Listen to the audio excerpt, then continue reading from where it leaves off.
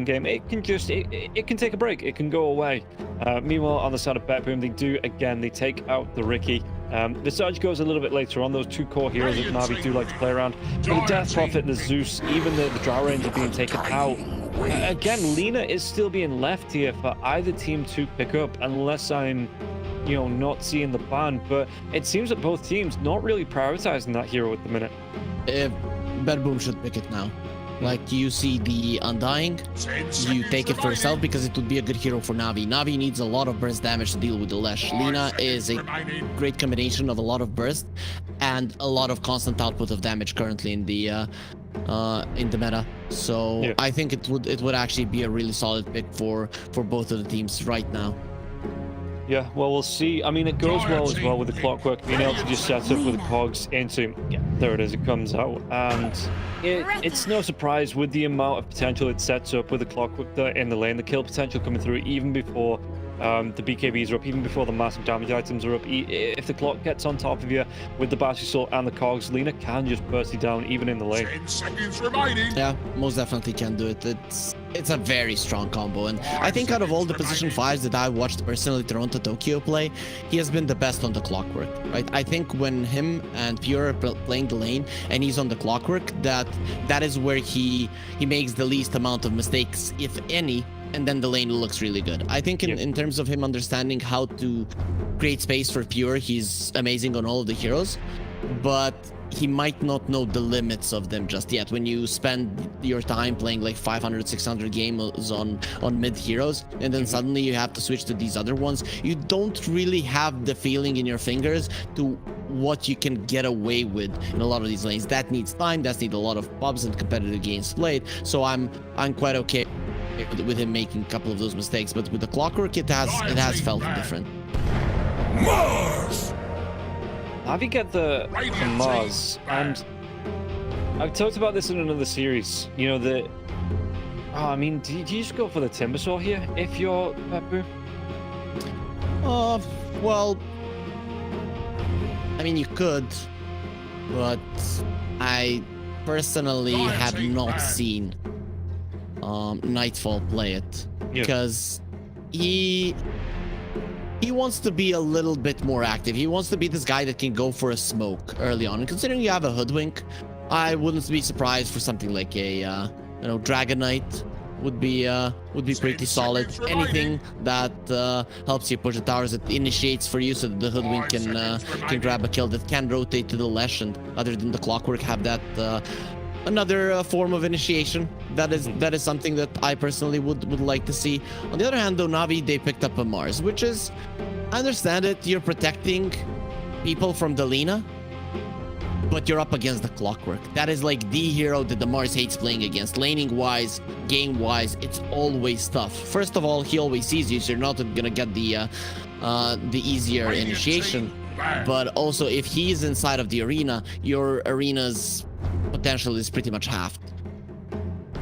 Yeah, being able to go in with the cogs inside the arena. I mean, we did talk about it in the last series where the Mars was picked up against the what was it? It was against the Drow, actually, wasn't it? And it just didn't work because there was the clockwork there. There was Avenge even getting the swaps onto the Lina. I think that's one of the rare series where we saw the Lina lose a game. In the Eastern European region, Lina hasn't been that successful as it has in the other regions. I think here teams have found a solid way, to deal with it. We saw a Spirit Breaker, we saw the Venge, Drow lineups.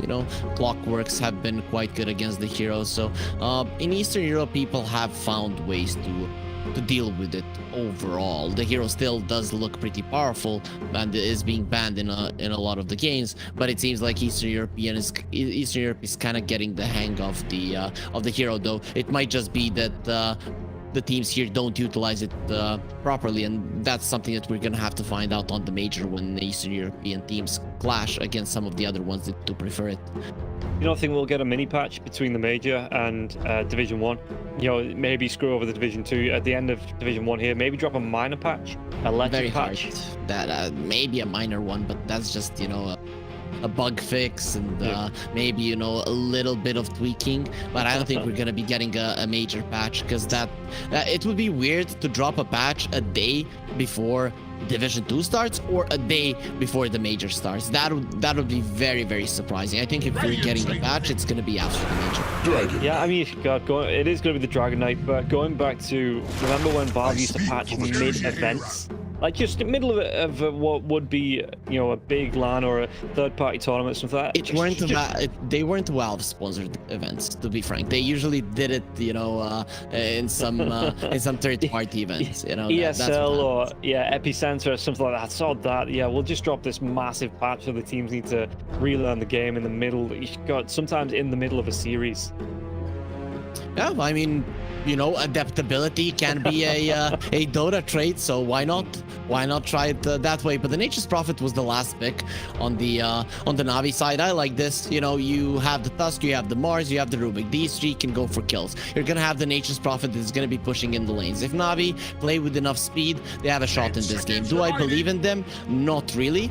But BETBOOM's lineup is slow enough that Navi should be able to play faster Dota. If they, you know, cover in fear and go back in the jungle like they did in the previous game, the result will be exactly the same and the game will look easy for BETBOOM. But if they play this one properly, and one thing that I've seen from Nature's Prophet players in Eastern Europe, that they're very, very proficient on the hero. The Hawk started the trend, but now everyone else is playing it on a high level. And VTune, usually he is passive, right, and goes into the jungle. But with the Nature's Prophet, you want to be a bit more aggressive. So I'm hoping that he is going to be helping his team in terms of establishing some vision on the map and thus giving themselves a little bit better of a chance. Yeah, and you can see, guys, the EGB odds on the screen. And again, if you visit our sponsors over at EGB, they do giveaways every 30 minutes. All you need to do is put a $1 bet on and press the take part button in those giveaways. And again, every 30 minutes you will be entered into a giveaway. So again, visit our sponsors over at EGB to get involved. But looking at this lineup, I'm kind of worried for Navi that the damage potential coming out from Navi, I just don't see it.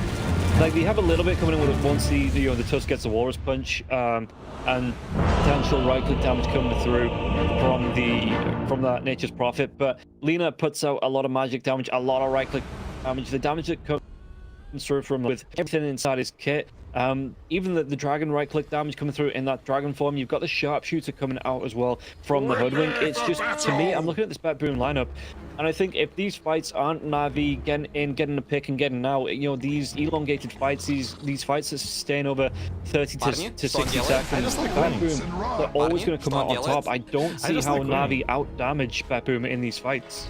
They don't out-damage them in the longer fights, but it's about, again, starting the fight and getting that kill initially and then going for the second one. If you look at heroes of BETBOOM, initially they're pretty squishy. Lesh, Hoodwink, and the Lina, all of these heroes can be easily brought down, especially in the early stages of the game before the Bloodstones, the BKBs, and items like that do come out. And that is the timing that Navi have to be gunning for. You need to be pressuring BETBOOM. If you're not getting kills, at least BETBOOM cannot be farming. And if you go back into the jungle, if you start slowing down the game yourself, you are gonna lose in pretty much the same fashion as earlier, because this is, again, the same thing. You have two heroes, mid laner and the off laner, very good at pushing, and then you have a very, very powerful position one that when Pure joins the fight, let's say with his BKB, is just gonna rip you apart. Yeah, just watching Nature's Prophet get cute though with his trains as well, trying to get him inside the base. Lays though, I say we'll come down onto Lays, but there is still going to be two heroes around here from the side of Navi with Lays as well as Swedenstrong. So at least here they're going to be able to snatch one of these runes. It is going to be the trade though, the 2-for-2. It looks like the yeah, and again, you know, the Nature's Prophet getting really cute with the trains, putting them inside the dire base, forcing these couriers back because they were just outside the fountain. And it's maybe not panic stations, but just having to be aware where those couriers are, and the tower obviously spotting out those trains. VTune not able to pick up any of the couriers like he wanted to. I mean, You will always see people just put those careers out because early levels, they're so slow. And that little bit of, you know, ground that you cover just away from your fountain, it means something, you know. At least I'm gonna get my tangos faster. But overall, you know, being pushed back, it's not that big of a deal overall. Even if players wouldn't do it, I would say that the percentage of games where something like that is really gonna make a difference is super low. Yeah, I mean, speaking of couriers, Toronto Tokyo, he's going to be able to get the Rubik courier here as well. Just one more right click, does take it down. Sweden Strong, you know, it looks like he did get his items out for a first, but Toronto Tokyo, 3 seconds away before he's got the Battle Shield again. Just getting right on top of Sweden Strong, who's looking for these pulls. So again, the body block's coming through. He's trying to juke it around, turns himself around in the river. The spear comes out onto the Lina now as well. Lina is going to try and come in with an LSA as the Fade Bolt does fly through. Now this looks like Sweden Strong going to get away with just half his health. The right clicks as well. Pure not throwing out that LSA here in the lane. So Sweden Strong, it will connect now as well, but Pure only level 1, so there's no fiery soul stacks to stack up the extra attack speed coming through for the Lina. So Sweden Strong again turns around with the Fade Bolt and looking to just get a little bit aggressive here up against the Lina. Meanwhile, in the mid lane, you can see that GPK, he's going to be low on life, and we've talked about the first in this lane up against the Lesh, you know, being able to close that gap, get on top of the Lesh early on in the lane, it does offer some kill potential. Speaking of kill potential, Sweden Strong gets the kill onto Pure. What a great start for the Lina in the lane. What BETBOOM did in the top lane and why it ended up being a death now on the Lina is what they wanted to do is they saw that they took a lot of HP away from the Rubik and the Mars. So they, with the Lina, pulled the creeps to connect them close to the enemy tower and just continue applying the pressure, thinking that Navi weren't going to be able to get close to the creeps. But Lina level 1 is just not that powerful, and it is a problem. Clockwork might be, but the Lina isn't, and because they didn't have level 2, level 3 on their heroes, they really couldn't continue with that pressure, and ultimately it ended up in Pure losing his life. Yeah, and you can see that he's using the LSA just to try and get the stacks up now with the Fiery Soul to get that attack speed and increase the movement speed there as well on Pure. But yeah, to me, the Lina most deadly around the level 3, level 4, when you have a point into the Dragon Slave as well as a a second point into the Fiery Soul, to be able to stack up that right-click speed and the damage that the Lina will put out up against probably the Rubik, because I mean that the Mars at this point, he's already got himself one bracer, going to go into the phase with Sir as well, so the extra armor coming through here from the Mars, it is going to be trickier to pick him off in this lane, I think.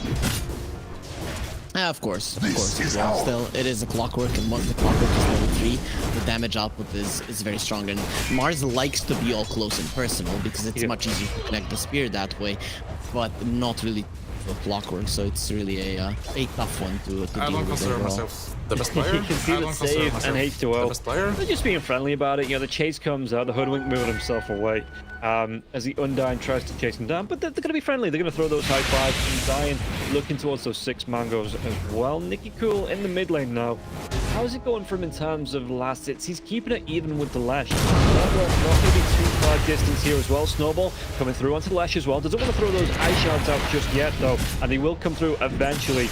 Cool doesn't get the GPK in range for the tower, but he is still going to be able to throw these right clicks out onto the Lash, and the Lash is going to be forced to use these bottles. He almost did though. I mean, in the meta so far, Tusk has been a better laner than the Lesh overall. The only time I've seen Lesh win against the Tusk was when Quinn was playing it, and he is probably the best Lesh player overall. GPK is very good in terms of laning, but overall, if you do everything right with the Tusk and you aren't like super proficient in this matchup altogether, the Tusk should be slightly ahead, or at least even with the Lesh. Yeah, and looking at the top lane now as well, you know, Laze, he's going to be hit by the LSA. Is there going to be any follow-up? Toronto Tokyo, he's not going to be close enough for the battery, so for the right-click damage coming through from Pure, it's not going to be able to get the kill onto the Mars. Mars will walk into blue, which is good for Mars, but Pure, he wants that kill, you know, he wants to get himself back in the game, but this is going to be a really nice, you know, just being able to disrupt in this lane here as the Mars, as Sweden Strong on the Rubik. LSA comes through. Is it going to be enough to take down Sweden Strong? Telekinesis now as well. Pure, he doesn't have the range to get the kill onto Sweden Strong. So Sweden Strong back underneath that tier 1, completely out of health here, so he has to be careful about being caught out. But again, any disruption coming through up against this Lina going to be good news for NAVI. All of the reasons why Sweden Strong took that damage is because he wanted the flag bear, and Lina just waited for him right there. So you know, being a bit greedy there. And understandably so. You usually think with Rubik you're going to be able to get a melee creep to go your way. Not this time around. Yeah, and Lays, he's already got the boots. He's got those raindrops as well. Toronto, Tokyo looking for that half pull through into the Harpy stack, it looks like, in that small camp. And Lays not going to be able to disrupt just yet. The cogs are down, so that stack will stand. But Lays could come through with the points into the spear and the God's Rebuke, and maybe look to potentially farm the stack up. Taken away, but Toronto, Tokyo pinned to the tree there. The Fade Bolt flies through. Toronto, Tokyo now. Do they want to try and turn around Pure? Might be setting up for an LSA. Does he actually hit it? Just on the edge of it, but it will connect onto Lays, one of those cogs as well. Lays taking a lot of damage coming through from this part. He sold the spear back, and Lays forces the clockwork away. Not to get the kill there onto the Mars. And now Sweden Strong, he doesn't have the mana for the Fade Bolt, but the rotation comes through. Toronto, Tokyo, cogs do get dropped. Can he get himself away from this one though? Trapped in the ice shot, and Sweden Strong from a distance, looking to do damage. And Nicky Cool comes in, Walrus Punch, gets the kill. Toronto, Tokyo starting on the back foot again in this game, like he did in the first game on the tree. But at least it took a task rotation to get towards him, you know. So BETBOOM, they are being quite aggressive on the top lane. Mars is very, very well known for doing well in the lane, especially when you have a Rubik. Ever since the Mars got introduced into the game, man, it was such a long time ago now. But one of his best laning partners has been the Rubik, and here now is the trouble. Okay, Navi are playing the aggressive game. They are playing the fast game. Yeah, immediately, as soon as Pure steps too far up, the clockwork's not there. V-Tune gets the TP in, and can teleport right back down to the bottom lane if he needs to. Really good wall here as well in the Radiant jungle that's just being, you know, shown off here. That spots out that Alesh was moving towards that bottom Radiant jungle. They know that Pure was being left alone. No rotation coming through from GPK, and it looks like V-Tune moving out of the lane, just giving some space over to the Undyne in this bottom lane, but he wants to put the pressure onto this top tier 1 tower. And that's the difference between the Drow and the Nature's Prophet. When the Nature's Prophet feels like leaving the lane would be nice, he can apply pressure on the map quite easily, even get a kill. Where the Drow Ranger moves away, unless you're heavily winning a lane and you TP there, you're not really gonna help too much, and you definitely won't be able to surprise someone with a kill. So beautifully done by V-Tune. He gets this tower, and that's before the Dragon Knight applies any pressure to this tower. So if Navi wants, they can still defend the bottom lane with the V-Tune. Yeah, Nightfall is level 6, so he will be popping that Dragonfall as well onto the bottom tier 1, but it looks like they might try and go on to save it. Save the Snow's going to be coming in now as well. Walrus Punch comes out, and Nicky Cool getting himself a second kill of the game. Really nicely done. V-Tune is hot on top. Yeah, did have enough to take him down, though. It looks like they're not going to be able to. Mars with the spear again onto Toronto, Tokyo, forcing that battery assault away, and the Nature's Prophet will be able to move off. And it looks like the Dragon Form for the Dragon Knight on the bottom lane, not super effective here. And Undyne still be able to come in with the Decay stacks onto Nightfall, and Nightfall not really being able to do much damage to this tier 1 tower on the bottom lane. I like that V-Tune got a Midas. Sometimes people think, okay, Midas, this means that he's just gonna be farming. No, this means that he's gonna be coming into fights, and he's not gonna be hitting the creeps so much, so he needs a way to be able to keep up in farm, or keep ahead in farm with the Nature's Prophet, which is very important. Plus, this hero benefits a lot from the added attack speed. So I like that he went for the Midas. To me, it shows that V-Tune is not going to be spending a lot of time in the jungle. Rather, he's going to be everywhere on the map. And then if things start to you know, if he can't really get all of the farm because he's always fighting, he's at least going to have the Midas every minute and a half to give him the extra gold. Yeah, and you can see that top lane Lays, he wants to get aggressive here. Pure being pushed all the way back to the tier 2 Lays. Does he get that gap close? He's got the phase boots, but Pure is just close enough to that tier 2 tower that the Mars doesn't want to come in onto the Lina. But Navi, they are setting the tone in this game. The bottom lane now as well. There's going to be a dive onto the Undyne. Do they have enough to get the kill? They will be able to. Split up comes out here from the ledge. He sets it, and with the Diabolic Edict coming through, they're going to be able to take this tier 1 tower, but pretty much undefended here from the side of Navi. They're happy enough to give this tower away. That they understand that it's very hard to kill the DK, but it's easier to kill the Lina. That's why they're going for Pure. Yeah, even V2 going to be TPing into this build. The Sprout comes out. Laguna Blade's going to be used. But V2, he gets the kill onto Pure. And Toronto, Tokyo, well, he gets out with his life, but he has to watch his position 1 go down there. And really nice, again, really nice rotation in from V-Tune to help out his team, but it looked like Lays as well as Sweden Strong had the damage to get the kill onto the Lina, and Lina no way to get away from that once the arena was up. BETBOOM understands it's hard for them to make plays until their supports are level 6. So that's why they're giving lanes to both Save and Toronto Tokyo. By allowing them to be more aggressive, it's gonna be easier for the Lina to find the farm, because Lina is, again, a very squishy hero. You need to be able to farm the jungle at this point. Maelstrom, BKB, only then will Pure be ready to go in. And the supports without their level 6s, the Hoodwink and the Clock, really aren't as useful on the map. Yeah, and we'll see how... I mean, it looks like GPK, at least he doesn't want to give away this tier 1 tower in the mid. Even with the catapult coming in, Navi not going to be able to put the pressure on here. GPK just being able to farm up with the Pulse Nova, do that damage and take that away, going towards the Bloodstone. So it is going to be the standard Lash build coming out here for GPK. No changes. As the catapult on the bottom wave, it looks like Nicky Cool. He might just want to clean this up. A little bit of a pressure being applied to this Navi bottom tower, but you can see the Dragon Knight in the jungle. He's not looking to overly aggress onto the tower, not using that Dragon form. Meanwhile, VTune, he is finding these stacks on the Ancients with his treants. He'll be able to farm this triangle, get himself a decent amount of farm, is sitting top of the net worth, looking towards that Maelstrom here as well. Blaze maybe looking to get aggressive. Is he looking towards the... what's on his career? Nothing on the career just yet. So no blink dagger to come up, but there is going to be the smoke. I think they want blinks. That's just it for Navi. You want blinks. You won't be able to jump. You need to kill Pure over and over again before he finishes his BKB, and it's a long time until he... Yep, ice shots next. T2 tower, and a TP's going to come in onto this. The ice shots into the spear. Going to be that they get the kill onto Pure. The Dragon Knight, he just cancels that TP. Knows it's going to be completely useless there. Pure is already dead. Finally has this suck shot, but they saw him on the top lane, so that's why Navi are trying to make something happen in the mid. BETBOOM, they're good. They've been doing good in terms of defending their towers, but they haven't been doing good in terms of applying pressure to the enemy's towers and protecting Pure, and that is a problem. I think that Navi have found a way to get into the later portions of the game and eventually win it later on, and that is just continue killing Pure.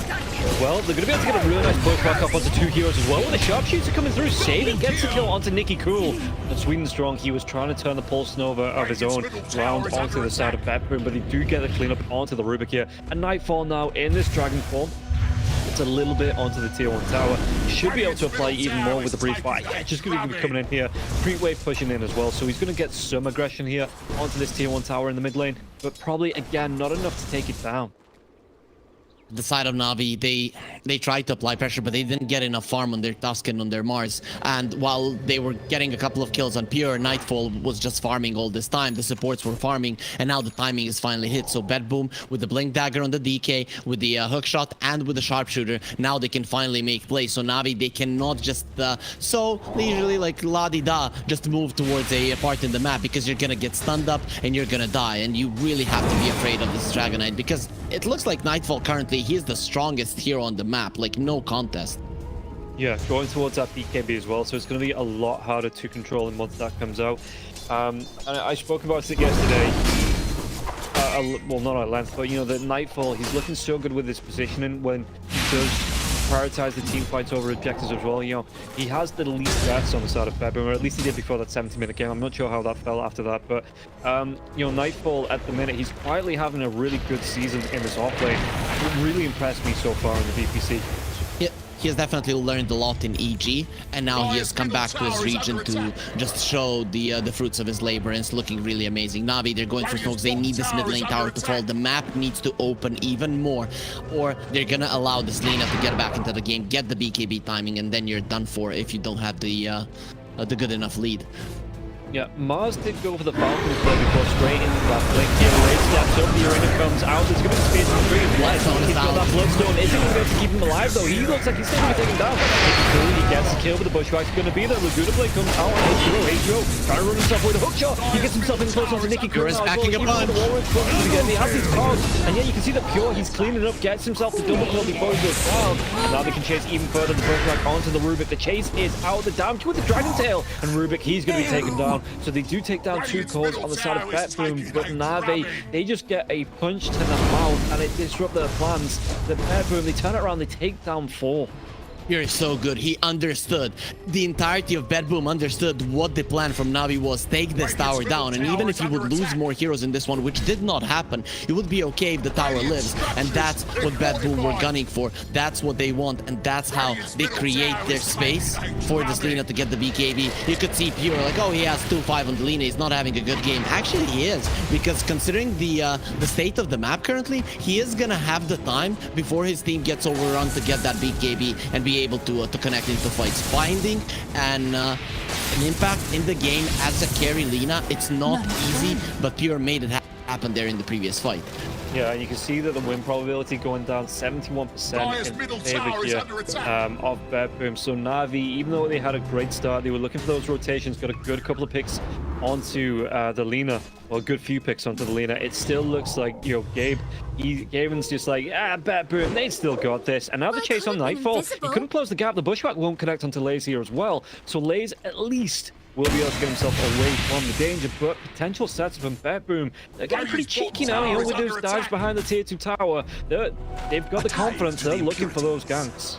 Navi need to punish those either by immediately TPing and killing that Dragon Knight. That should be your main priority before he gets the BKB. Or, on the other hand, I really don't like Nicky Cool there. He could have jumped the Clockwork. You saw 2 heroes behind your tier 2s. You definitely could have killed the Clockwork. There wouldn't be enough heroes on the side of BETBOOM to assist him, but they just hesitated for a second. And those kind of hesitative approaches to the game is what's definitely costing them. BETBOOM, they can get away with plays like this, especially unsuccessful.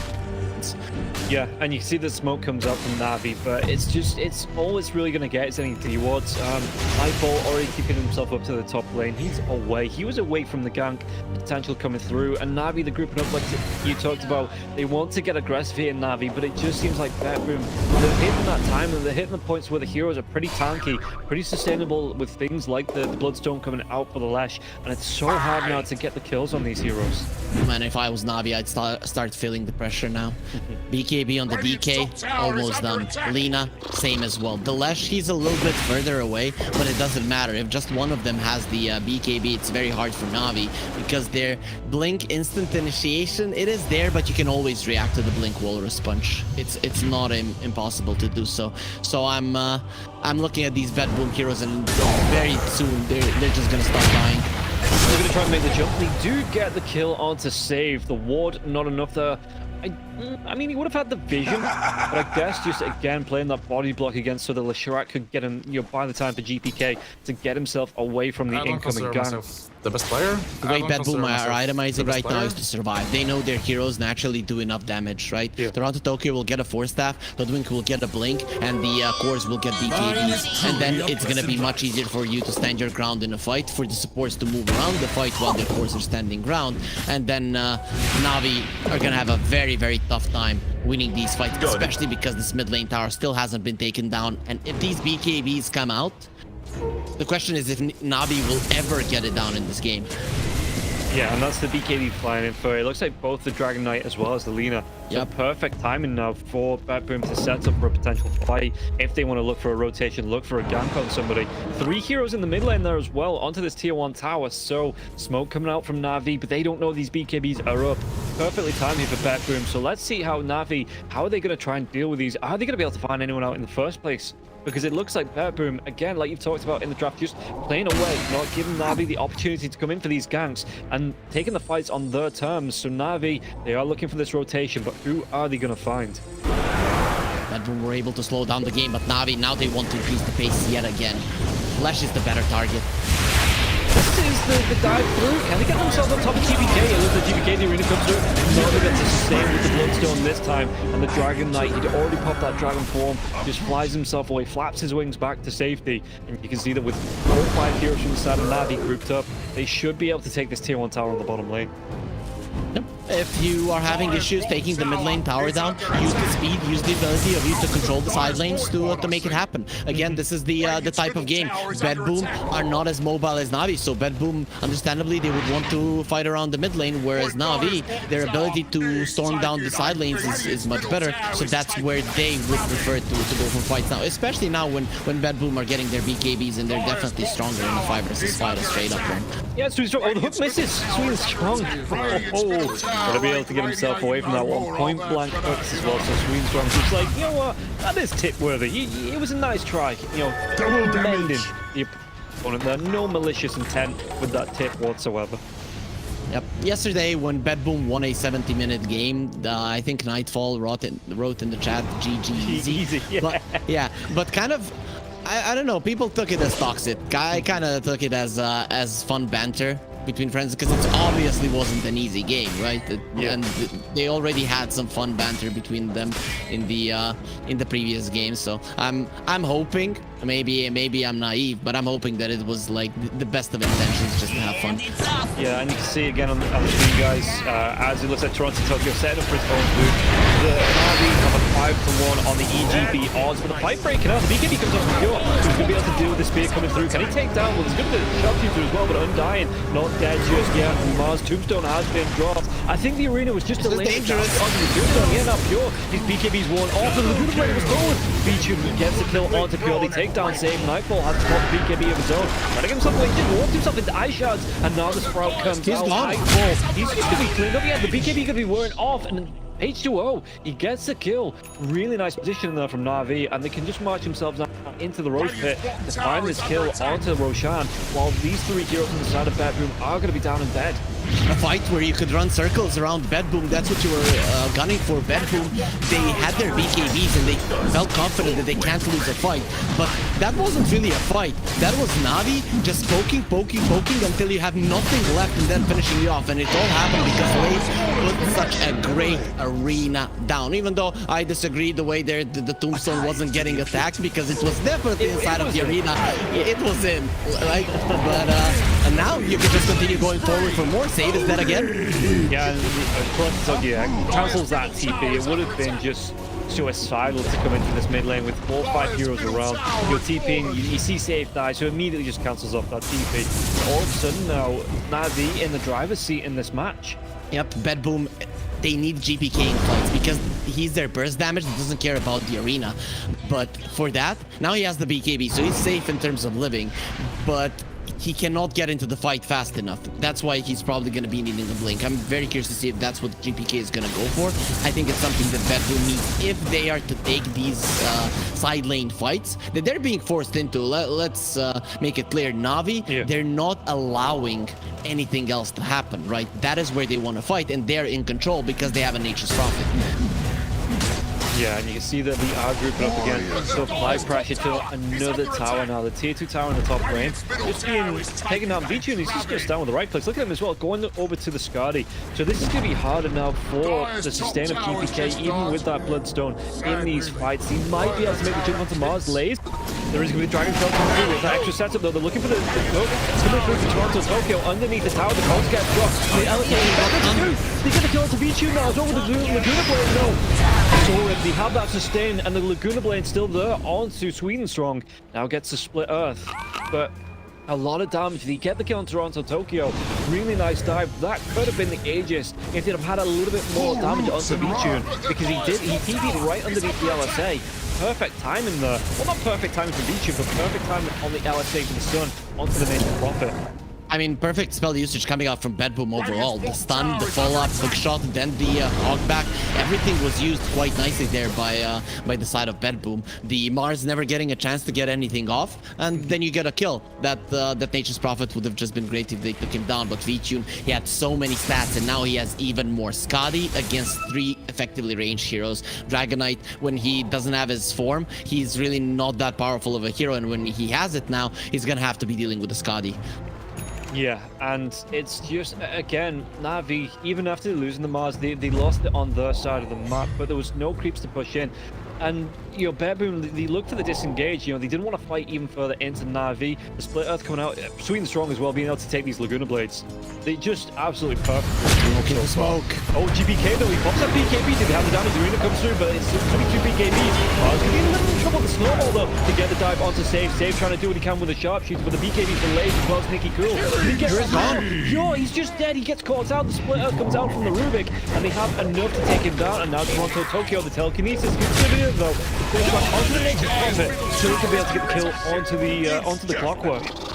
Two timings in this game was missed. The first one was Navi before BETBOOM get their BKBs, but the second, the more important timing that was missed by BETBOOM is when they got their BKBs. 2 9-second BKBs were used on the top lane and they lost the fight.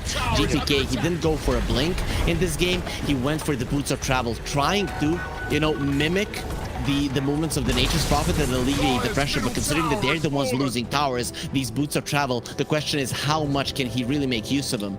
Yeah, oh, Nightfall on the bottom lane as well. He needs to go for that keep you away. The blink, the lowest punch, snowball is going to cancel it off. This is going to be on death onto Nightfall. He can't get himself away from this.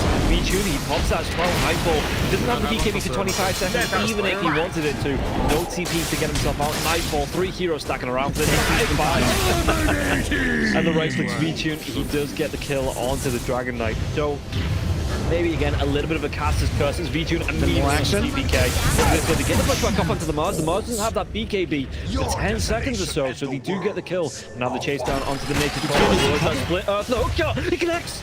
It was onto the creep, but it connects. The stun onto VTune. VTune, he's not going to get himself out, even with the Aegis here. BKB TP? Yeah, he has to. He has to go for this. Do they have the timing on the stuns? Lena's there. He's popping the BKB. He's trying to get himself away. They don't have the damage to take him down, but the Aegis will be popped. He had BKB in 2 seconds and teleport in 5, and that was just enough. You know, there's cogs waiting for you, but you're spamming the BKB, you get it out in pure. He's Alina, so without the procs of the Maelstrom, the damage output just isn't that high.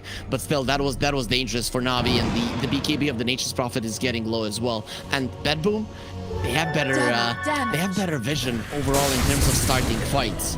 So it's not a done deal for Navi, even though they are playing a good game. But BETBOOM, now they see that they have the edge, and if they start getting more kills at this point, it's gonna be awesome for them. But unfortunately, they don't find a single one. No, and you can see that Lina, with a double damage unit, actually going to go towards the Dragonlance, have that extra attack range coming up before, you know, at this point, I would be expecting Lina to be going towards something like a Satanic for the extra sustain. But yeah, Pure at the minute, he just wants the extra attack speed, you know, the extra attack range coming out from that Dragonlance, maybe straight into the Hurricane Pike as well, yeah. Yep, the level 20 for the Nature's Prophet is nearing, and without that, you're in so much trouble. Oh, Nikki cool, so cool with that snowball there, keeping Sweet and Strong away from the Breathe Fire, away from the Sharpshooter, and Sweet and Strong, he's got to give thanks over to Nikki Cooler for saving his life. They get some vision down. That was the main part of that move, and you can see that BETBOOM, they don't want anything to do with this part of the map any longer. One good thing, say BETBOOM have been doing amazingly well, is understanding when to buy a gem. When they're doing well, when they're losing, it doesn't matter. They understand the importance of vision in some parts of the game, and in this part of the game, it's so important. Toronto Tokyo is just trying to find the last ward of Navi. The aggressive vision for Navi is the main reason why earlier the BETBOOM smoke didn't work, because when you have vision that deep in and you see BETBOOM just not appearing on any of it, you know that they're making a play. Yeah, Pure did find himself an Elven Tunic, which is going to be nice on the evasion from that, the attack speed there as well, onto this Lina. And especially when a lot of the damage coming out from, or all of the damage coming out from VTune is going to be right-click damage. And it's just going to be one of those items that just gives him a little bit of an extra boost, but how well it's going to perform the fights. You can see as well, GPK, he's still looking for the farm. He's looking towards that Shivas. He needs that extra armor just because of the right-click potential on the side of Navi being so strong that Lesh, he's being burst down so quickly in every single fight. Mars is going for a Hex. Lays, he sees that these guys on BETBOOM, they're just sick, and you cannot hit them with the Blinking Spear, because they're too good. Every single time they're responding. I'm looking at Pure, I'm looking at GPK, and towards Nightfall, and you just cannot connect with it. So they need another form of initiation. Considering that Sweet and Strong doesn't have an Ethereal Lens or a Blink just yet, you need to be the one making it happen. So Lays, he is gonna have that perfect initiation if he can farm the money. It looks like NAVI, they want to make another move through the jungle now as well. And, well, they're making sure, they're looking for this vision, making sure it's being de-warded. But VTune, he's still in the dire side of the map. He's looking towards that silver edge. He wants that break over onto, I guess, the Lina, onto the Dragon Knight there as well to take away. Who would you prioritize with that? Would you take away the Dragon's Blood from the Dragon's Knight? The Dragon's Blood is good, but the thing is, the silver edge is just a great item for the Nature's Prophet. You want some positioning tool, and you want the crit, and that's why you're going for a silver edge rather than for the break. Yeah. He's going to have it now. Yeah, completely buys out for it. So Nature's Prophet, look at the difference between net worth of the two carries. It's about 7,000. I mean, the net worth between the two teams is only 1K. He has no buyback, whereas the Lina does have one, and the outpost was taken back by BETBOOM. Navi, they need a convincing fight, because around this outpost, if the TPs come through, if the buybacks and TPs come through and you win a fight, then the Roche will go towards BETBOOM. So risky and aggressive move from Navi, but you know, you are gunning for the win. You're not going to be playing defensively. Yeah, the Celebrate might be the big item in these fights that just tips it in the balance of Navi. So he's going to be fine with taking it up. Both sides going to be swapping parts of the map here. Roshan is back up as well. So worthy looking. You can see that Vichun, he's TPing into the trees. He's just looking to scout out. He's got himself the Arcane Rune here now as well. So he's got the extra cooldown, the extra mana cost. So he can throw out these the TPs to look to scout just a little bit more often here with the Arcane Rune. And okay, Pure is going to TP back. This might be a really nice opening for the side of Navi. If they see him on the map, which we are going to see Pure because he's looking to get the deep push off. Pings, they're coming towards the Roche pit now as well. How do BETBOOM? Do they want to try and contest into this? And Navi, how do you get them moving into the pit in the first place? Every single outpush of lanes like this from BETBOOM needs to be well coordinated, because you know that the enemies are going to be coming for you. Oh, look at this as well. Toronto, Tokyo, again.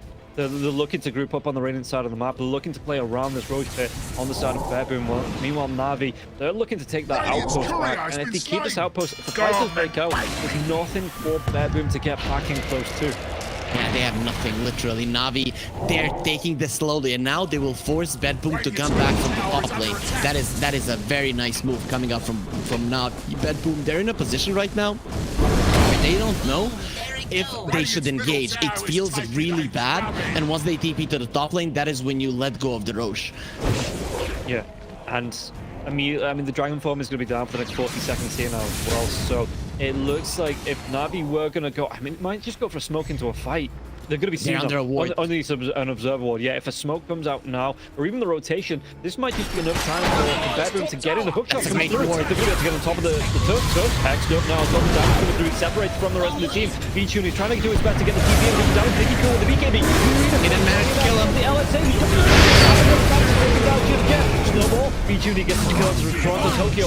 Pure. He's just being right put down as well. They get the cleanup onto the Lina, and the Lina bought out. No buyback available here for him, and the chase is on for the rest of the side of BETBOOM. Can they get themselves into a safe position? Zombies are coming. Even if they do, going to be chased down. Goes right onto Mars. Nightfall, what can he do? Ops that BKB. He's already used that hex. He's going to be on cooldown. Really strong. Taking a lot of damage with GPK. His BKB on cooldown, and the whitelist from Vichun. He just absolutely cleans him up. And now, well, the bushwhack, he doesn't come through, but the Dragon Tail won't be there. Takes down the online Vichun, trying to get himself away from the hook. In trouble. It's recooled down now. Vichun, can he get himself out of this? He absolutely cannot. The damage zone. Is it going to be enough? It will be. They even get the kill onto Nicky Cool. He can go into Laze as well. Laze, that was looking so good for Navi. Buyback's ready on Navi, though. A little bit too far. Laze, bushwhack, it connects. They're going to have to get the cleanup onto the Mars. Oh, I'm actually surprised that Navi didn't buy back there, come back into the fight, but it was Nightfall in this fight. He didn't use the BKB until later on down there. He saw, very nicely done from BETBOOM. They don't just immediately, all of them pop their BKBs and run into the arena. They go around the fight. They see what Navi are trying to do. After the Tusk doesn't die initially, you still have to have something to fall back on, and it was Nightfall. This guy used to be a carry player, and now he's carrying his team once again, does most of the damage in that fight. There is a Lesh and the Lina, and it is Nightfall that comes out ahead. Obviously, he was the one that stayed alive for the longest of times, and now it's Roche time. You take back the outpost. Navi, if you would buy back now, it would be too late.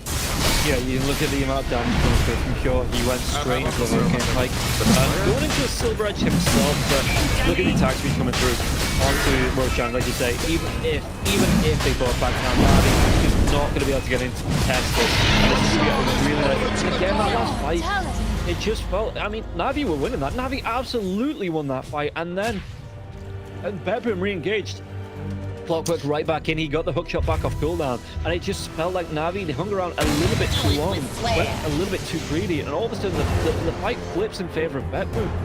BETBOOM were the ones that actually found the right initiation there. They had that perfect ward in the mid lane, and that's the reason why they got such a great initiation. But despite that, the Tusk didn't die. The second that the Tusk didn't die, you knew it was a bad fight. And then they were contemplating ways to come back onto their own vision. In the end, they managed to do it. It was without Pure, but it was with Nightfall and with the GPK being alive. And then they out-sustained Navi, and with just one buyback, they turned it around. But as I mentioned, Navi, considering they started winning that fight, I think multiple buybacks would have been nice. You clean up that fight. BETBOOM don't have buybacks. You take the Roche. You know that the outpost is in your favor, and then you are the ones that are controlling the game for the next 5 minutes. Now, it's actually going to be BETBOOM and Pure. You killed him once easily, but now you're going to have to do it twice. Yeah, and now they've got the Tasty Towers, so BETBOOM taking a little bit more map control. Nightfall still using the ultimate to get some farm through, to farm up quicker. He's got the level 3 onto that. Actually going to be going towards a Refresher and not an Aghanim Scepter that I thought he might be going towards on this Dragon Knight.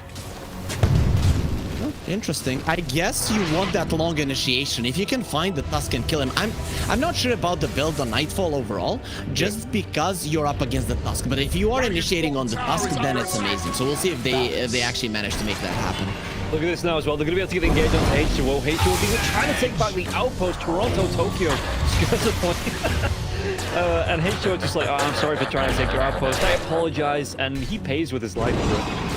The more the time passes, the easier it is for BETBOOM to deal with the split push potential of Navi. There's going to be an Aghanim Scepter in Toronto, Tokyo, so there's going to be rockets flying everywhere. You have this Boots of Travel on the Lesh. Now he has the Blink as well, so he's going to be able to initiate. And you have multiple ways of initiation. Dragon Knight Blink X, Dragon Knight Blink Stun, Lesh Blink Stun, and of course the Clockwork. So it is now much tougher for Navi to just go around the map that aggressive. They found the Tusk.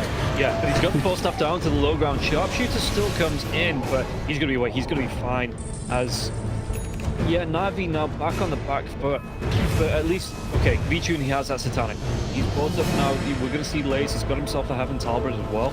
Going to be really nice if he can get on top of the Lina before the BKB comes out. Get that Heaven Talbot off. Stop the damage coming through from the right foot. How many 4-stars are there on the side of BETBOOM? 2. Okay, that should be enough. It pretty much is the 2 heroes that are afraid of the Sprout. I think GPK is going to be so deep in the enemy face that he doesn't care about it, and Dragon Knight is the one initiating, so you just don't want the Lina and the Clockwork unable to move, and they can use those on themselves. So I'm okay with it, though I did expect the Hoodwink to maybe get it there somewhere there, just to have the extra one in case you get a problem. Yeah, I mean, Dave, as much as he has been forced out in this match, he's done a really good job of using the sharpshooter to get over the ice shots. You know, he knows the limits of this hero, it seems like. You know, he is playing it to a really good level, that he knows where he can get that sharpshooter off just to get out of danger, where he needs to use it to a little bit more of an advantage in these fights. You want to catch VTune on the bottom lane. Let's see if he's going to be going for that one. He's going to see the Dragon Knight. Did they see the fireball on the bottom lane? If they were paying attention, they should be able to, but no pings coming out, so Navi, they don't know VTune. You could still TP to the bottom lane, not gonna be happening. Yeah, not sure where everyone else is on the side of BETBOOM, so they don't. He doesn't go out solo. And if he does get caught out, it's an absolute death sentence here for VTune. And he's playing it sensibly. He's got himself the Trickster's Cloak as well, whether he wants to keep that or not. Going to keep the Mindbreaker, it seems, going towards Melania for the extra damage, the extra attack speed. Being able to drop I forget what it's called, the Lightning Shield. Whatever it is, you know, on top of Nicky Cool as well, because Nicky Cool wants to be in the middle of the fight, even maybe Lays, so he's going to be the initiation tool here on the side of Navi. So being able to proc that off of Mars, it's going to be really nice for VTune just to be able to pick up. And he also found the Witch Bane, which is amazing in terms of damage against both the Lina and the Lush. I have to scratch my previous opinion. I really like what DK went for with his item build. And with him having more opportunities to initiate, Navi are just feeling so scared because of the amount of lockdown he can do. And then VTune, he cannot go for these split pushes. Because what's it going to be? 6.5 seconds that you're stunned if he gets on top of you? That's long enough for the Clockwork to TP in anywhere and just catch you with the hook shot, so no TP out for you. So this is actually working out quite well. You can see how afraid VTune is just because of it. Yeah, and Lina, that Aegis will be reclaimed, so Navi were able to wait that one out without any major aggression coming through from the side of BETBOOM. But Lina starting to catch, I can't even say catch, but actually still about 5k behind VTune. What is it he's got an ultimate orb just queued up, but nothing else. No, on pure. Oh, okay, so he wants Skadi. Okay. Yeah, he just had the one ultimate orb. He wasn't going for any other items. I was just like, what? No reason for a Lincolns. No reason for a Lincolns on the Lina. Maybe you could see a Glape there, Mjolnir, but yeah, something else does make sense. He has a DB on the Lina, so you have to be very careful how you approach this fight. If you're BETBOOM, if this Lina doesn't die, he's gonna destroy you. He might be able to get the jump out there now as well. The LSA was stolen. The really comes out, and he gets to go. And again, he didn't get that BKB up, but now the Laguna Blade comes through. Rips through the waves. Nicky Cool, can he get himself away? The Hex is going to be there after the BKB. Really good engagement coming through from NAVI, but he just couldn't do the damage in time to take down Pure. He turns around, he rips apart from Mars. He get the kill onto Nicky Cool there as well, and that was NAVI's engagement. VG trying to do what he can with the right going in. The BKB, he gets a kill on Pure, and now the telekinesis Nightfall. Can he get himself away? He has that BKB after the refresher. Trying to keep it maybe for the second Dragonfall, but it's going to cost him his life. Really aggressive, and they get punished this game. In particular, BETBOOM, they're not going to be timid as in the previous one when they're just looking at BETBOOM and not engaging. Just go on them, just try to punish them. They're going to be able to do it, and save has been found as well. Okay, that's a really nice blink coming out of him. Should be able to get out of this one. Yeah, he's got himself the, he's got the jab. He needs to keep himself on. What are you doing, Save? Just run for your life. There's gonna be level 25 on the Nature's Prophet. That changes things. That really does change things. It's a sensible move. It's not cowardly. It's a sensible move. You say so? That's what a coward would say anyways. But still, level 25 on the Nature's Prophet is something that changes the game quite a lot. Because you can move around the map with such speed that you're not gonna be caught. Just leave the treants at one side of the map, leave the treants at the other side of the map, and that's gonna be enough. And that's gonna allow Navi now to have a lot more openings on the map. So despite this 13k gold lead, Navi now have a tool to prepare a really good fight for them, even without BETBOOM just stepping up like this. Yeah, and the push coming out as well from that Nature's Wrath. He's using it just to apply the pressure onto BETBOOM. It looks like going back towards the Hex as well. And why do you need boots when you can teleport? Yeah, just get rid of the boots, buy yourself a Hex, and get even more control coming out in these fights. Got it. He needs his courier to come back so he can finish that Mjolnir. It really looks weird when he's just having Hyperstone in his backpack, which would actually be a very valuable item for him. Also, you know, there might be some people that might not know, but Nature's Prophet level 25, you don't have a cooldown on your TP, and Nightfall in so much trouble. He's dead. Yeah, he's straight up dead. 83 seconds. He doesn't buyback onto this Dragon Knight now. He's over 1,000 gold away from it. There is going to go onto the clockwork. The DPK want to commit to this fight though. He's in the middle of 5 heroes. Then no man's land. The BKB again. This could be one off sometimes. Just GPK is just to be cleaned up. And Navi, 2 heroes dead on the side of BETBOOM without buybacks, even with the rocket floods coming through. Navi, they have an opening here. Roshan back up in less than a minute. And B-Tune, where does he want to go with this? Does he want to step up onto this high ground? Maybe put some pressure out with the treants. It looks like they're just going to back themselves away. Take this outpost and maybe wait for the next Roche. Push out all the lanes now. You have the opportunity to do so. 50 seconds on the DK, 75 on this slash. Just make sure that the lanes are out pushed. So once they do come back, the BETBOOM don't have a play. Yeah, and you can see that Nature's Prophet, he's using this Nature's Wrath off cooldown here. Here, B-Tune, just to push out the lanes. Oh, save, he's in with the Hex comes out the right with Comes in though. Did they have the damage with the Laguna Blade? It was a trap. You get the stun onto Lina. Lina here now as well with the telekinesis. He had the damage. Nowhere to go down. Man, are they fast. Man, with their fast. That's just, I mean, Pure stepping out without the rest of his team here. Trying to get the kill onto V-Tune, but V-Tune just turns it right around. The rotation coming in from Sweden Strong. No way he survives through that, and this is going to be Alina down 75 seconds. No buyback. Roshan is up, but Navi, they can take a set of racks. Almost a mistake from BETBOOM to use the glyph, but even if the tower falls and you use it, there is this 1 second of lingering that the glyph will get refreshed. But this could be 2 lanes of racks. Pure is not going to be there. Yep, they're pinging it out. Roche might be the safer move though. Well, I mean, Nature's Prophet has to come back, push up this mid lane now as well. So V-Tune, he's going to have the Nature's Wrath in 19 seconds as well. So he can use that to, again, push these lanes. They're going to TP into the Roche. You'll see it started up. Claim this Roche, which is going to be the Aghanims Blessing here as well. And then just go straight back to pushing out the lanes.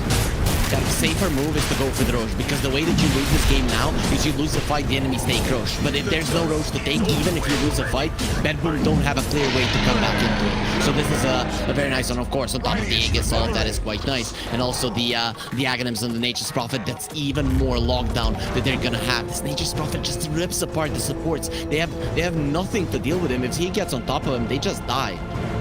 Yeah, and if he wants to, he can just buy out onto the Moonshard now as well. Give him that extra attack speed coming through. And B-Tune, where is he looking at? Just going to be into the river. Picks up the Illusion Rune to help push out.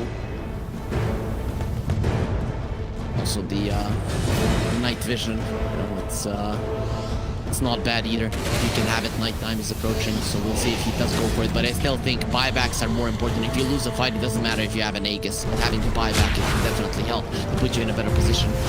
DPK, they're going to try and make the move, get the jump here onto the orange diamond on the backlines. DPK's going to be in. He's actually inside the cogs here. They might not be able to get himself out, so they might be able to get 2 quick picks on the side of BETBOOM, but Lays, he gets killed onto GPK. Nicky Cool, can he get himself away with the Trickster's Cloak? He's looking to get that run out, and he will be able to survive.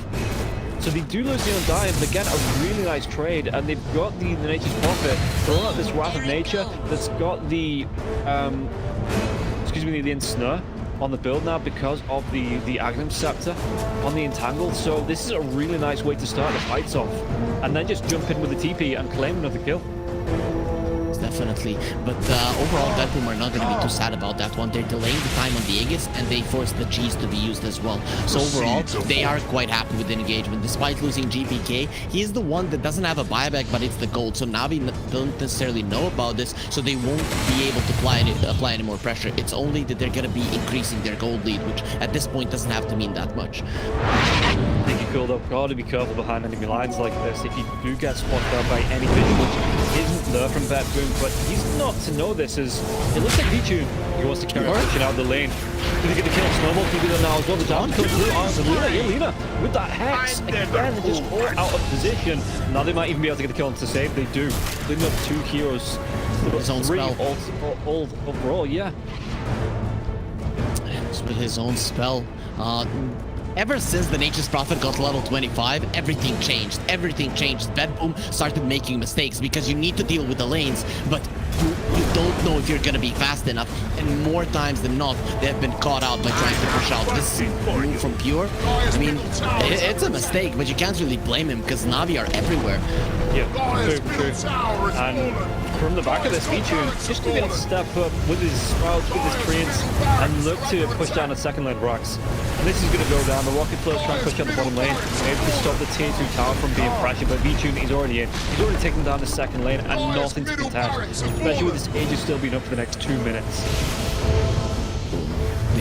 They have 2 hexes. They have a refresher on the Dragonite. So if they get the right initiation, they can get the kills. Nicky Cool has been their target, and if he hadn't had the Trickster's Cloak, he would have died in the previous fight. And then we might have seen a different fight and a different game overall. But he did not die. He does have the Trickster's Cloak, and he's not easy to take down. Now even the cores of BETBOOM, they're gonna be contemplating, do I get Vision Nightfall? Just put that bracer in the backpack, get a dust, because this Dusky needs to die. Whoever you jump, if they get Snowball save, the fight is just straight up over.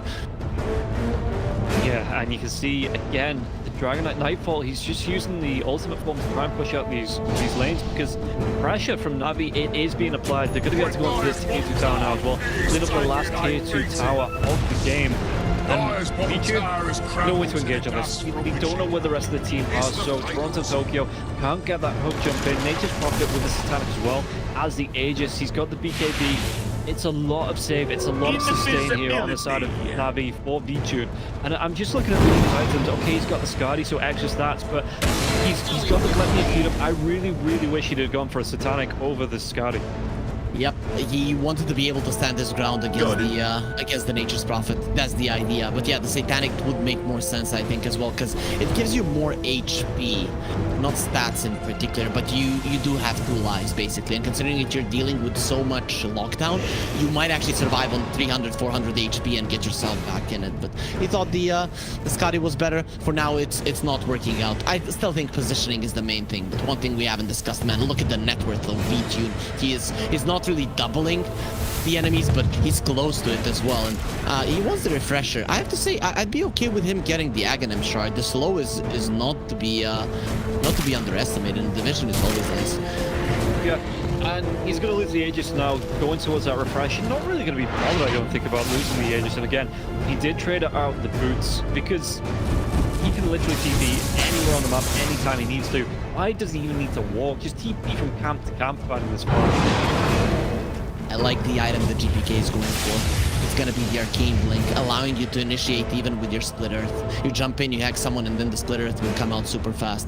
And you don't have to be afraid of missing that one, even if they're 4 staffs or something. And that should be able to get you closer to killing someone. Ideally, again, it's gonna be Nikki Cool, but this definitely helps. Usually we see Leshrax go for the overwhelming Blink, but he understands it's not about the it's not about jumping and slowing people, because they're gonna get out with 4 staffs and with the lift before the Tusk save. You need to use that burst damage to cast all your spells as fast as possible, and the hero needs to die.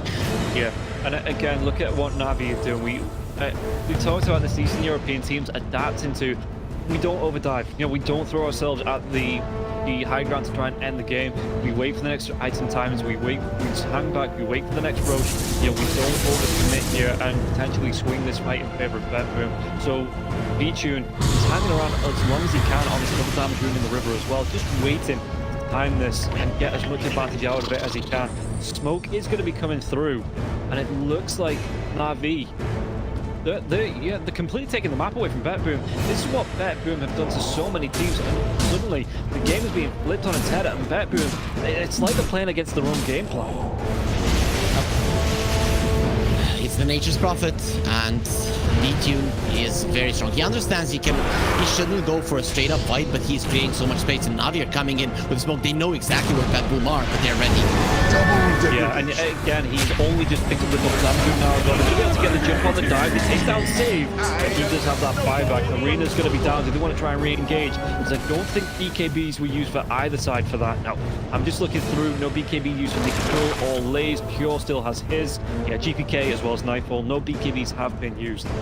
This is a very calm and good decision coming up from Navi. They got the kill, they take down division. You don't chase for more. You know, with the buyback on the Hoodwink, if you get yourself in a bad position where all of your heroes are being seen, you can lose the fight. But if you consistently play like this, get a kill, get division down, push in the lanes. Get a kill, get division down, push in the lanes. It's becoming even more claustrophobic for BETBOOM, and they are gonna eventually be forced into a mistake or into a all-in smoke, which is where you're gonna wait for them for that big fight. Speaking of big fights, Undying has level 20, so Tombstone of Death is there. With 2 Tombstones being protected by the arena, possibly 2 arenas if Lace finishes off his refresher. It's gonna be a hard fight for BETBOOM, and then running circles around them is gonna be even easier because all of the vision that the zombies will be given. Yeah, and he's not going to be too far off that full refresher as well here on the Mars. Just looking to pick up the gold, finding that farm, and again, not being contested onto this because there's no vision from the side of BETBOOM. BETBOOM are just hanging around at 5 in the base, making sure if anyone gets engaged on, the rest of the team out there to back them up. So they're just trying to complete free farm here, and it shouldn't be too far away. If you're the Mars, do you buy out the refresher, or do you want to save that buyback as well? Save buyback. Save buyback. You can see that all 10 heroes have a buyback. It's so important in 50+ minute games to have it, that no item right now is going to change. Every single hero on the map has its core items. One item that it was very cool what just happened, Nature's Prophet, he was thinking about buying the refresher, but he actually bought a moon shard and gave it to Nikiko, who is level 25, 12% chance Walrus Punch. If you have more attack speed, you get on top of the Lina, even with her BKB. A couple of hits there, and Pure is not going to be doing anything. Yeah, look at this. Queen Strong, he's in the pit. He sees Roach come up. This is going to be a really big Roach. The Rocket Flare will spot it out. So BETBOOM, they're looking for it. They're smoking out. They want to take this fight. They know this Roach is so important to the survivability on the rest of the game. But Pure, with the Dragon Slave, finding an angle. That wraparound. Where's the beam going to come from? High ground Toronto Tokyo. We're trying to look at the rocket flare, but it looks like the dive's going to come in now as well. Toronto Tokyo with his own BKB. The cogs get dropped inside the arena. Nikki Cool is first lead. Gonna try and walk themselves over this back lines. It's gonna be a lot of damage. GBK. He takes down Sweden Strong. The Laguna Blade comes out now as well. He's coming. Take down Lady's lead. He's gonna be taken down here. You have to use that buyback. Yeah, 3 buybacks committed already until the end. His duel being caught up. We're also gonna go on to B-Tune here. B-Tune hookshot comes in. They're gonna be able to control it now. Go evil that Lotus on. They get the kill. Everybody on the side of Navi has to buy back. He's going to be taking himself right back into this. But again, Pure, well, he is going to be clean off the ones. Now they're going to be able to come in fresh. Buybacks come through from the side of BETBOOM as well. Both teams, they want this Roche. But Navi, if they can keep BETBOOM outside of the base will be pushed into. So if they can delay long enough here, BETBOOM, they have to make a choice. Man, this is so dangerous now for Navi. They used all of their buybacks, whereas on the side of BETBOOM, only 2 were used. But it doesn't matter. Like, if you start off the fight with the Lina kill, you have pretty much won this game. I'm not saying that the Dragonite and the Lesh cannot clean up, but it is the main output of constant damage coming out from BETBOOM, doing 7,000 damage in that previous fight. Navi, they weren't ready for that fight. V2 was too isolated, and then when he got jumped, he got lifted to the cliff by the Rubik. Like, I'm gonna save my guy, but that just leaves everyone else stranded, and he couldn't attack anyone important in that fight. So it's just a complete disaster. And Navi, they should have known BETBOOM were coming, but they thought maybe their enemies were scared. They were gonna stay in their base for a very long time. BETBOOM, they strike there. But Navi, they still have this ability to split push, so they can still choose their battles. And with V2 going to push in the bottom lane, BETBOOM are gonna have to be dealing with that, or they're gonna be dealing with mega creeps. Yeah, and you can see that the trains, like you say, are starting to push in. Clockwork had to go back to base. He was completely out of mana.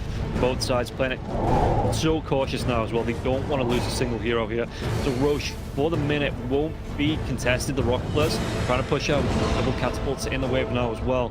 But like you say, B-Tune, he's just looking to apply the pressure. You know, on the other side of the map, he does have that Wrath of Nature coming up in the next 5 seconds here as well. So he's just going to be able to... items. I was going to say, yeah, he's completely over this support deal. You know, he wants to go full Toronto, Tokyo on the Clockwork carry.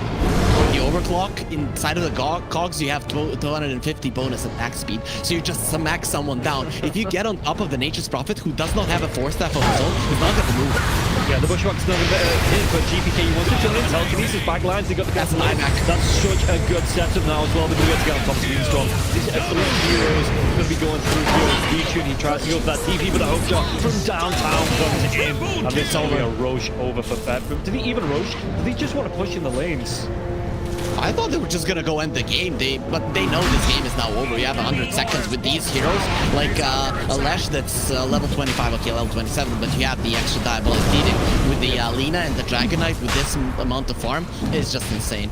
Before this fight started, I wanted to point out the Aeon discs. You remember yesterday when BETBOOM were missing this hero that can stand his ground? Well, again, that was the case. No one could really stand their ground. Now both Save and Nightfall can be the kind of the ones being initiated on, and they're still gonna be fine. And the only thing that is left in place here for Nicky Cool is for him to go for plays like this and maybe try to go for the throne.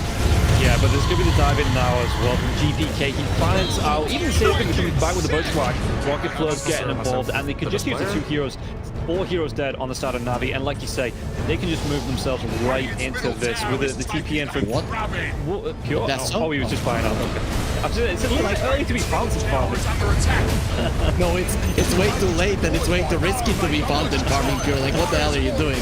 That was weird, but yeah, he does go. Deso just wants to push this one as fast as possible, and this is gonna be everything falling down so quickly. Navi, they were so close. They don't want to call GG, but there's nothing they can do about it, really. Yeah, and those 5 buybacks coming out around the road, it's like you say, there's nothing to do that. Well, he jumps and he just says, okay, complete the set. It's going to be GG, and it is going to be BETBOOM. Again, going to such a long game in game number 2. And they just have the stamina to see this one out, take a really good fight against Navi, and push it through 2-0 in the series. BETBOOM have this one weakness that some of the... you know, Eastern Europe in general sometimes has a weakness with when they hit their timings, they think they can fight anywhere on the map. And then sometimes on their strongest timings, they can lose the fight.